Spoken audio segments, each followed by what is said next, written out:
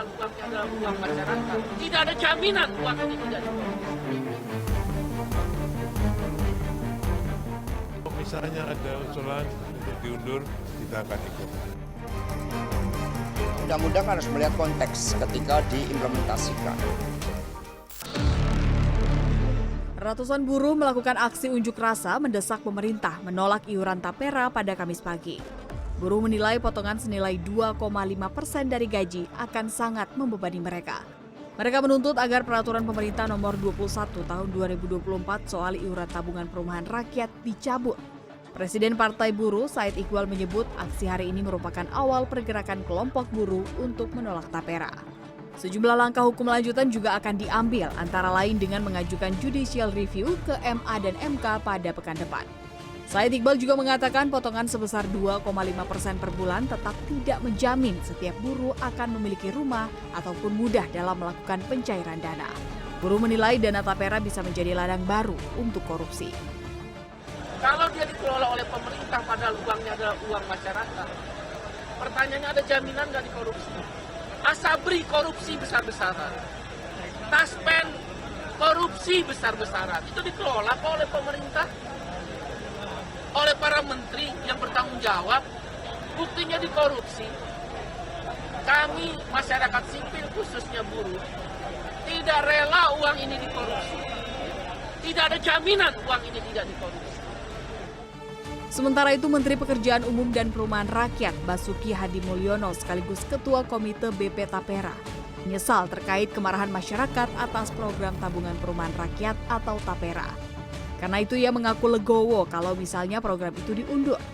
Kelegowoan itu juga sudah dinyatakan oleh Menteri Keuangan Sri Mulyani. Kalau misalnya ada usulan, apalagi DPR misalnya Ketua MPR untuk diundur, menurut saya ada kontak dengan Bu Menteri Keuangan juga kita akan ikut.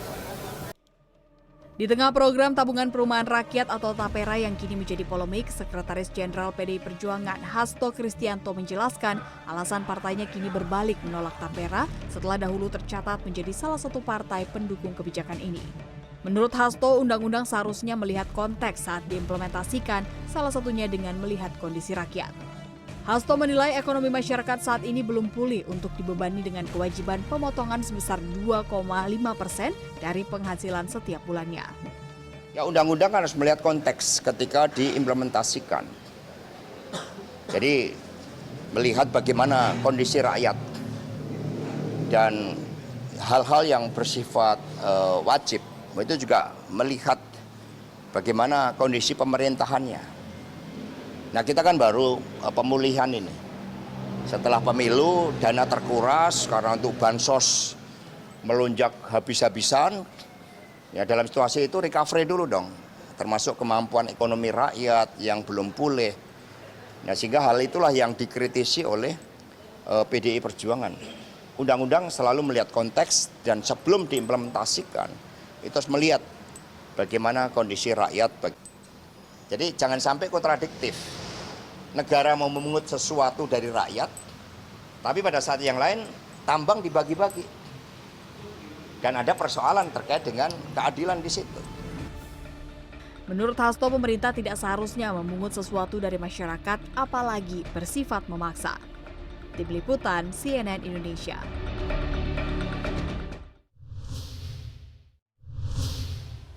Menteri PUPR Basuki Hadi Mulyono menyebut misal terkait dengan kemarahan masyarakat atas program Tapera.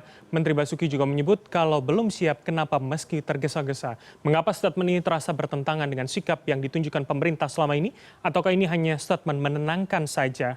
Dan untuk menjawabnya sudah bersama kami 3 orang narasumber. Ada tenaga ahli utama kantor staf Presiden Yohanes Joko, kemudian Ketua DPP PD Perjuangan Syukur Nababan, dan kemudian Direktur Eksekutif Indo Strategik Ahmad Khairul Umam. Assalamualaikum, selamat malam. Ada Mas Yohanes, kemudian Bang Syukur dan Mas Umam. Selamat malam, Mas Bram, Mas Umam, Pak Syukur. Siap, selamat malam semua Bapak-Bapak sekalian. Saya langsung saja kalau begitu saya ingin mengkonfirmasi dulu ke Mas Yohanes. Jadi artinya kalau kemudian publik menganggap ini narasi yang bertentangan, memang demikian atau jangan-jangan ini ya semacam teaser begitu nantinya Presiden juga akan meminta untuk mengundurkan waktunya seperti pada UKT lalu, Mas Yohanes? Enggak, ini kan harus kita lihat secara utuh begitu ya Mas ya, terkait kebijakan Tapera ini. Jadi agar masyarakat juga dalam kesempatan ini juga tahu bahwa bagaimana urut-urutan Tapera. Tapera ini kan muncul dari inisiatif begitu dari DPR dan keluar Undang-Undang nomor 4 tahun 2016. Jadi sudah kurang lebih 8 tahun yang lalu undang-undangnya muncul. Kemudian ada peraturan turunannya, peraturan pemerintah di tahun 2020 dan sekarang perbaikannya melalui keluar peraturan pemerintah tahun 2001, peraturan pemerintah nomor 21 tahun 2024. Nah, latar belakang dari Tapera ini sebenarnya kan nahwa ideologinya itu kan nahwa ideologi bagaimana negara itu hadir untuk menutupi kekurangan penyediaan rumah begitu. Karena kondisinya adalah kita tahu ada backlog kurang lebih 9,9 juta. Negara sudah dan kondisinya hari ini Mas Bram juga para pemirsa CNN tahu bagaimana kredit orang untuk bisa melakukan kredit KPR, KBR maupun KKR itu bunganya cukup tinggi. Kalaupun misalnya KPR misalnya 20 tahun, negara sebenarnya sudah hadir, pemerintah sudah hadir melalui fasilitas likuiditas pembiayaan perumahan, yaitu bunga subsidi untuk KPR. Tetapi itu tampaknya tidak mencukupi begitu. Makanya semangatnya adalah bagaimana Tapera ini digunakan agar masyarakat berpenghasilan rendah itu mampu mengakses kredit perumahan dengan lebih murah. Nah, dalam konteks ini kalau dianggap bertentangan, sebenarnya nggak ada yang bertentangan begitu Mas. Tetapi memang harus kita akui dalam situasi ketika PP tahun 2020, Undang-Undang nomor 4, PP 25 tahun 4 tahun 25 tahun 2020 itu muncul berbagai peristiwa-peristiwa, mulai adanya pandemi COVID, kemudian ada peristiwa geopolitik, krisis ekonomi dunia yang ujungnya memang kondisinya, situasinya perlu komunikasi yang lebih intens terkait kebijakan Tapera ini. Karena kebijakan ini sekali lagi, munculnya inisiatifnya dari DPR, pemerintah memiliki tugas dan kewajiban untuk terus melakukan turunan-turunannya melalui peraturan-peraturan pemerintah. Begitu, Mas. Kalau kemudian Mas Yones, saya ingin spesifik pada konteks apa yang disebutkan Pak Menteri begitu. Dia menyebutkan bahwa kita undur sampai 2027, menurut saya pribadi, kalau memang belum siap, kenapa kita harus tergesa-gesa? Jadi artinya 2027 itu adalah paling lambat atau kemudian memang baru akan dimulai pada 2027 itu? Jadi gini, dalam dalam turunan dari Undang-Undang nomor 4 tahun 2016 yang waktu itu disetujui oleh DPR, itu ada PP-nya, PP 25 tahun 2020. Salah satu pasal di situ menjelaskan bahwa dilakukan BP Tapera sebagai pelaksana itu selambat-lambatnya melakukan pungutan setelah terbentuk 7 tahun setelah terbentuknya BP Tapera, yaitu tahun kalau di 2020 tambah 7 tahun 2027. Sekarang 2024, kebijakannya harus kita pahami bahwa kebijakan ini sebenarnya baik, tetapi ada hal-hal yang perlu diperbaiki, komunikasi publiknya agar masyarakat lebih aware, kemudian juga bagaimana kondisi-kondisi yang dihadapi, masih ada waktu dari 2024 sampai 2027, seperti yang disampaikan oleh Bapak Kepala Staf hari ini, bahwa masih ada waktu untuk bisa melakukan menerima masukan dan perbaikan-perbaikan sehingga kebijakan ini semakin lebih baik. Begitu, Mas. Oke, kami memiliki cuplikan statement dari Kepala KSP Pak Muldoko terkait dengan hal itu. Kita dengarkan bersama berikut ini. Dengan munculnya Tapera ini, nanti kita menunggu sampai 2027, ya kan begitu. Nah, sampai dengan 2027 ini masih ada waktu ya untuk saling memberi masukan, ada konsultasi dan seterusnya. Karena dari khusus untuk yang 0,5% bagi para ASN yang dulu dimasukin dalam tabungan perumahan ya, itu keputusannya dari Menteri Keuangan. Selanjutnya yang pekerja mandiri dan swasta itu dari Kementerian Tenaga. Dua-duanya belum berubah.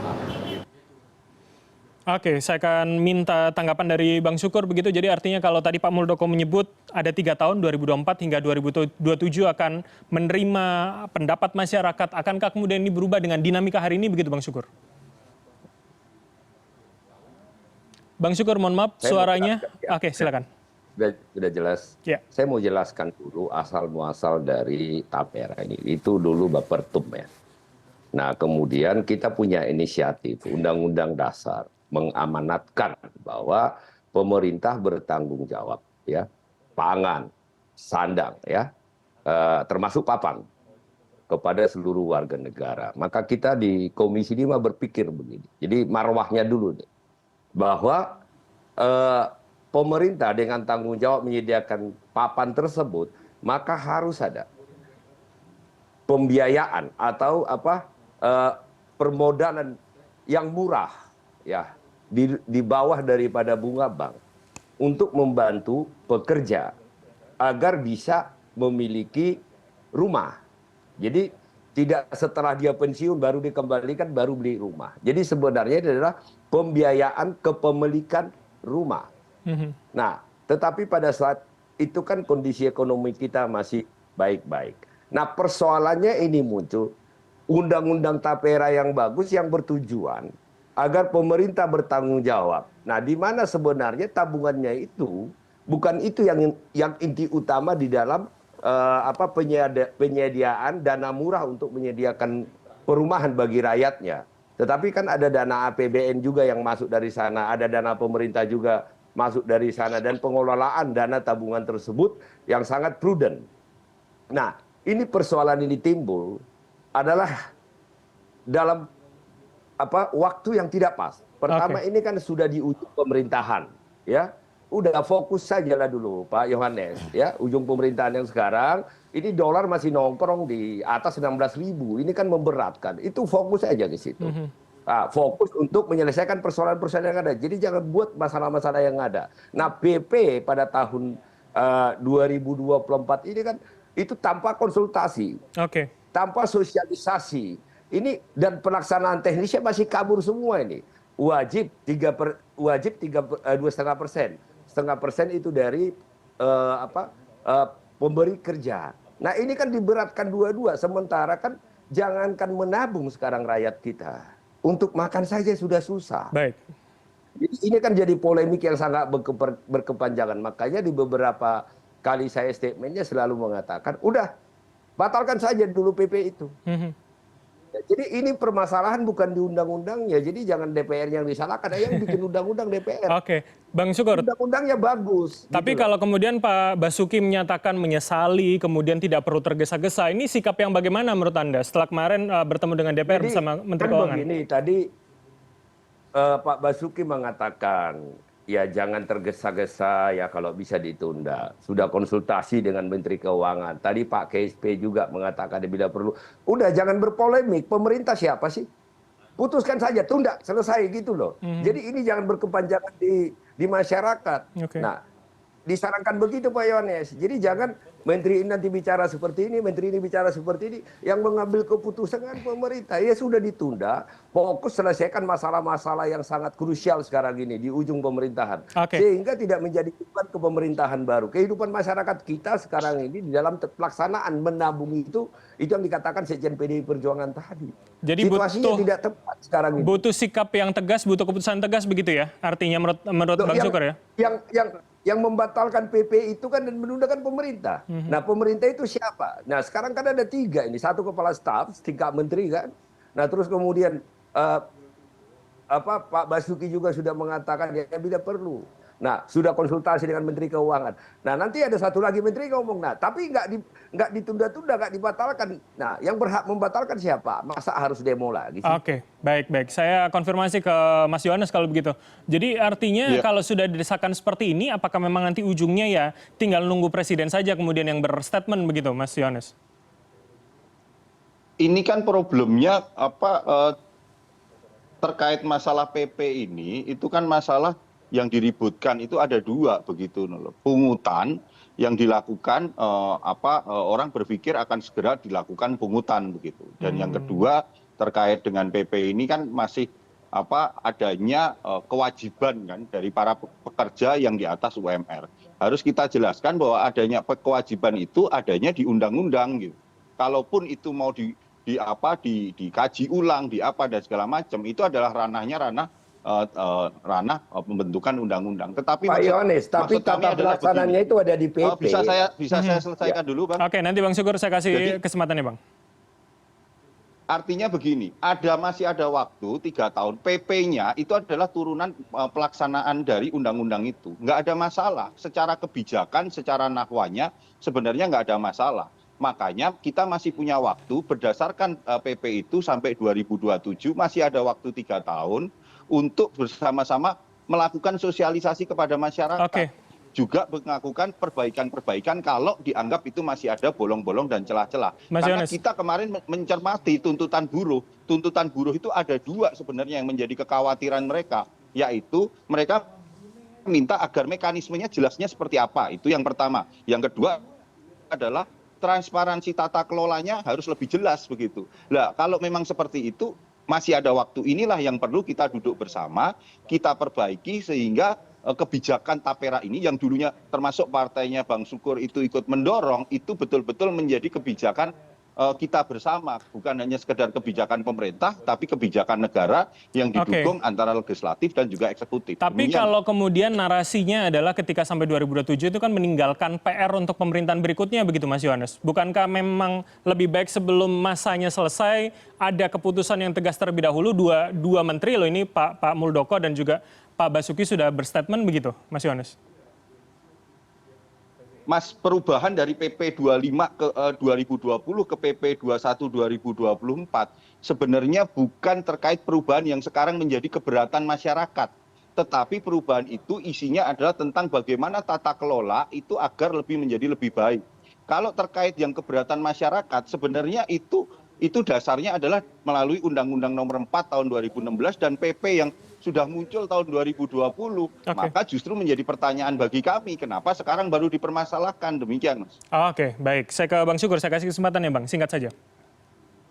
Ya itu yang saya katakan tadi. Besarannya itu tidak ada di undang-undang, Mas. Nah, besarannya tidak ada undang-undang. Pelaksanaan teknis undang-undang itu ada di PP, ya. Nah, itu yang saya katakan tadi, marwahnya saya sepakat yang dikatakan Pak Yohanes tadi. Itu kami salah satu yang mendorong PDI Perjuangan tapera ini dengan landasan bahwa pemerintah bertanggung jawab terhadap papan untuk seluruh rakyatnya dengan memberikan dana murah atau dana pinjaman kepada pekerja yang tidak sanggup membeli cash, yang tidak bankable kepada perbankan sehingga mereka memiliki pesertanya memiliki pilihan untuk melakukan pinjaman kepada tapera pada saat mereka untuk membeli rumah. Nah itu intinya. Jadi makanya saya katakan pada saat ini dikeluarkan belum ada sosialisasi, belum ada dengar pendapat dari mana-mana langsung keluar. Ya ini meledak di situasi kehidupan rakyat kita yang seperti ini ya tentu itu yang saya selalu katakan di berbagai media. Jangankan untuk menabung saat ini. Untuk makan saja sangat susah saat ini. Jadi pemahaman kami ya sudah batalkan dulu PP-nya, gitu loh. Karena undang-undang itu tidak bisa berjalan kalau PP-nya tidak ada. Baik, oke. Saya ke Mas Umam kalau begitu. Saya minta analisa Anda begitu Mas dari perspektif politik. Jadi artinya seberapa kemudian ini akhirnya membingungkan masyarakat ketika beberapa waktu yang lalu rasanya cukup getol begitu narasinya untuk segera dilaksanakan, tapi belakangan kemudian banyak pihak yang menyuarakan berbeda dan seperti mengaspirasi atau menampung aspirasi masyarakat. Apa yang bisa kita tafsirkan dari dinamika ini, Mas Umam?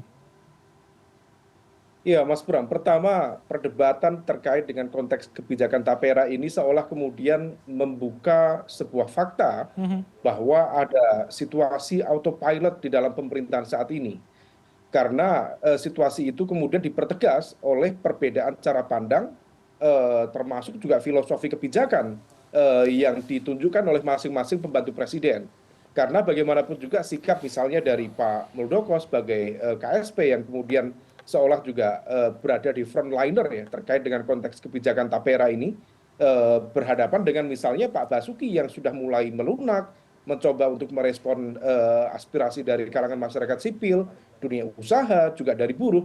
Nah ini menunjukkan bahwa ada yang tidak sinkron. Nah kalau misal kemudian fragmentasi elit ini kemudian ditunjukkan, maka kemudian ini menjadi sebuah pertanyaan lanjutan bagi publik. ini sebenarnya ada apa? Kenapa kemudian terjadi fragmentasi elit ini? Siapa yang diuntungkan? Apakah ini mempertegas memang bahwa negara sedang tidak baik-baik saja secara fiskal? Nah, kalau misal memang demikian, ini kemudian menjadi sebuah pertanyaan, apakah ini sudah memasuki fenomena lame duck presiden, presiden yang sudah memasuki fase-fase akhir, sehingga kemudian pemerintahan disetir oleh kekuatan teknokrasi di dalam birokrasi yang kemudian seolah dilepaskan begitu saja. Dan kekuatan kepemimpinan menjadi loss di sana.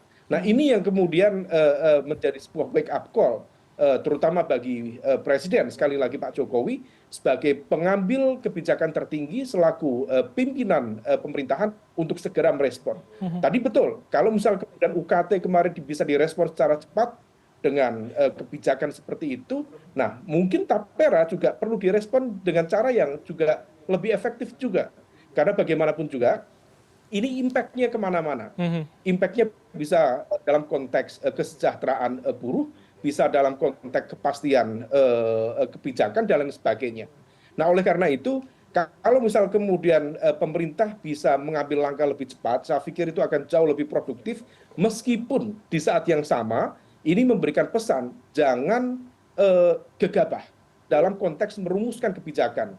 Apa yang terjadi di UKT kemarin akan nanti tahun depan. Kalau misalnya kemudian Tapera sama, nanti dilimpahkan di 2027, maka sebenarnya ini akan melimpahkan beban pada pemerintahan yang akan datang, yang kemudian barangkali dalam konteks ini perhitungannya seperti apa. Kalau kita ya, pada kebijakan-kebijakan mortgage atau perumahan di luar negeri untuk kalangan menengah bawah, maka itu betul-betul harus dikonsultasikan dengan semua stakeholders dari dunia usaha, segmen buruh sendiri, apakah mereka keberatan atau tidak. Karena kalau misal tidak, sama saja negara sedang memfit masyarakatnya untuk diperas dalam konteks ini. Anda masih bersama kami di Pilihan Indonesia dan saya masih dengan 3 orang narasumber, dan pada segmen kali ini saya ingin lebih memfokuskan pada aspek perspektif politik begitu. Saya akan masuk dulu lewat Mas Umam. Jadi Mas Umam, artinya ketika Anda tadi mengatakan apakah kemudian ini fenomena lame duck menjelang akhirnya masa pemerintahan begitu, apalagi kemudian kalau kita lihat di UKT yang lalu setelah Pak Prabowo berstatement, kalau kurang lebih saya cuplik begitu ya, untuk masuk perguruan tinggi menurut saya harus tidak boleh mahal, ini terutama untuk universitas negeri yang dibangun oleh uang rakyat APBN. Nah, beberapa hari kemudian menterinya dipanggil ke istana dan dikatakan akan dikaji ulang dan ditunda begitu. Jadi bagaimana kemudian kita tidak mencocokkan timeline ini begitu, Mas Umam? Ya, semua ini kemudian seolah mempertegas bahwa ada situasi kondisi fiskal negara yang memang sedang kurang optimal. Dan hal itu sebenarnya dikonfirmasi oleh, misalnya kita cek pada data Kementerian Keuangan, input atau masukan terkait dengan pendapatan negara memang mengalami penurunan, pajak juga mengalami penurunan dibanding dengan tahun-tahun sebelumnya. Nah, kalau misal kemudian situasi ini berdampak pada konteks kebijakan publik secara general, tentu yang menjadi korban adalah rakyat. Nah, oleh karena itu, ketika kemudian situasi ini semakin mengemuka, UKT, rakyat kemudian teriak, sekarang Tapera teriak. Ini persoalannya kemudian kenapa rakyat dijadikan sebagai korban.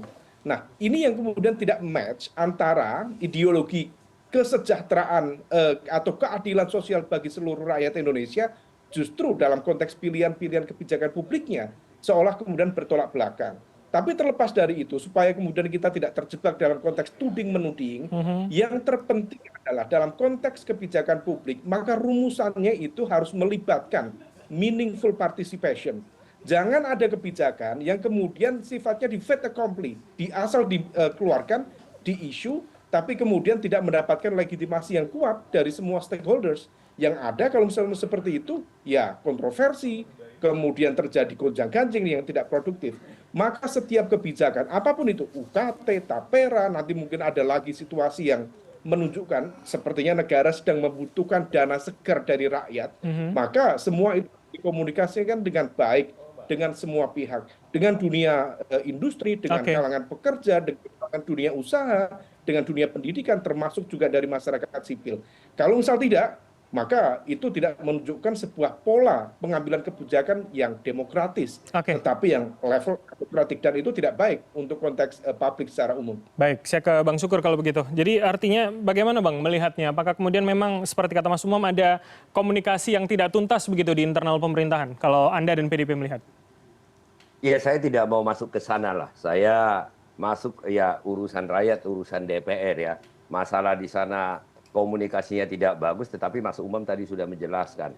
Ya, berbagai pihak membuat sebuah keputusan tanpa berdiskusi dengan stakeholder, ya, yaitu trial and error, sebuah pemerintahan trial and error. Ya, kalau diprotes batalin, kalau nggak diprotes jalanin, kan nggak begitu. Harusnya kan setiap keputusan pemerintah itu harus prudent, dan itu harus mendapatkan dukungan daripada rakyat harusnya. Jika sosialisasinya jika sebelum mengambil keputusan tersebut itu penyerapannya bagus dulu. Tetapi pada intinya ini ada kan Pak Yohanes dekat dengan KSP. Ya sudahlah, daripada besok ada lagi komentar macam-macam jadi ribut terus. Ini sudah 2 minggu ini polemik ini. Saya di berbagai media Mas Umam dipanggil terus untuk berdiskusi, kan capek. Padahal masih banyak hal-hal yang harus kita selesaikan. Itu yang saya katakan. Persoalan paling parah sekarang ini adalah persoalan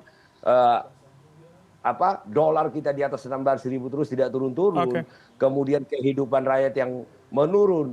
Rakyat kecil dikejar-kejar dengan pajak. Nah, kan jadi kecurigaan seperti kata Mas Umam tadi. Jangan-jangan liquid keuangan negara ini lagi minus ini. Jadi sehingga dikumpulkan dari masyarakat untuk membiayai. Jangan-jangan seperti itu, mencari dana murah dari masyarakat. Nah, itu kan jadi kecurigaan kemana-mana, tidak bagus. Udah, pemerintah yang sekarang selesaikan semua persoalan-persoalan ini, biarkan nanti mengambil kebijakan-kebijakan baru dalam pemerintahan baru. Itu pendapat kami. Baik, terakhir saya ke Mas Yohanes kalau begitu. Jadi ini mengkonfirmasi Mas Yohanes. Jadi artinya dengan kondisi seperti ini, benarkah menunjukkan ada komunikasi yang tidak tuntas? Dan kesulitan pemerintah seperti apa kemudian hari ini?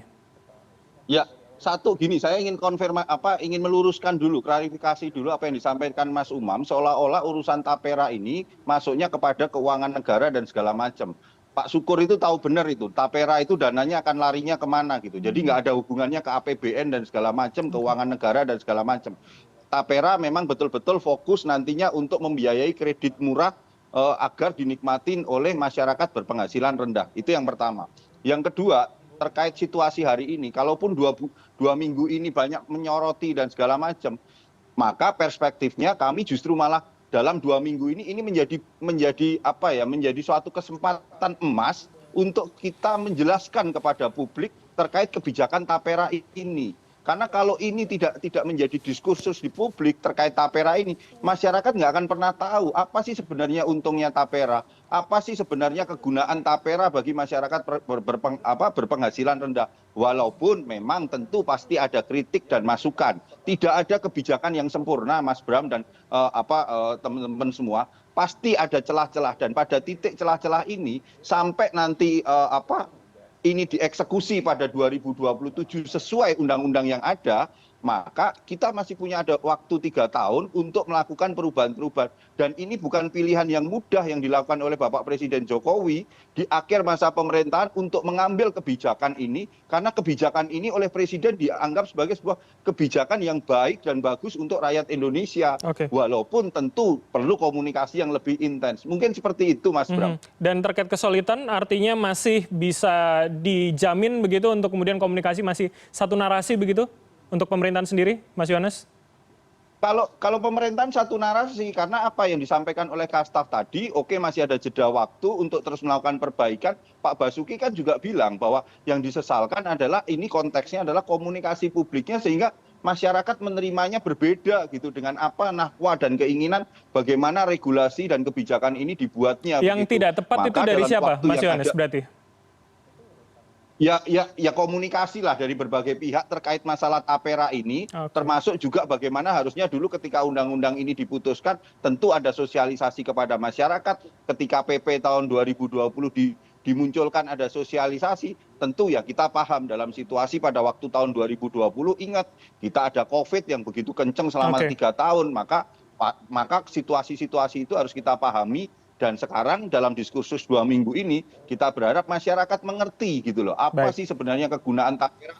Masyarakat bisa mengakses kredit dengan biaya kredit yang lebih murah dibandingkan kredit dilakukan secara komersial. Demikian Mas Bram. Oke, kami publik tentu menunggu bagaimana ujung dari dinamika ini terkait tapera dan juga sejumlah kebijakan lainnya. Oke, singkat saja Bang Syukur. Waktu kita terbatas. Jangan kebalik-balik, bukan masyarakat yang harus mengerti. Pemerintah yang harus mengerti keadaan masyarakat. Itu menurut saya yang benar. Oke, baik. Kita lanjutkan di diskusi lainnya kalau begitu.